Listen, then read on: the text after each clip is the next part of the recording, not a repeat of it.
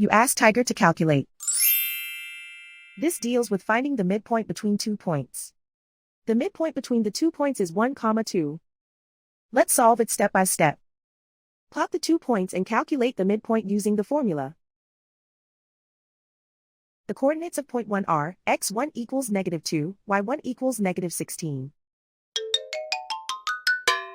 The coordinates of point 2 are x2 equals 4, y2 equals 20. PM represents the midpoint of the 2 points.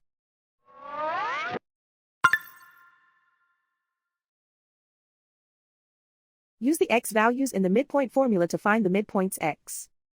x1 equals -2. x2 equals 4.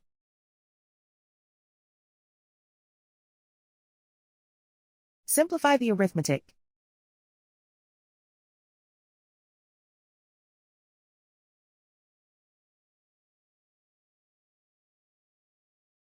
Use the y values in the midpoint formula to find the midpoints y. y1 equals -16.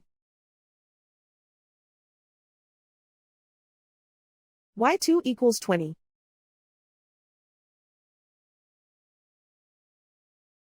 Simplify the arithmetic.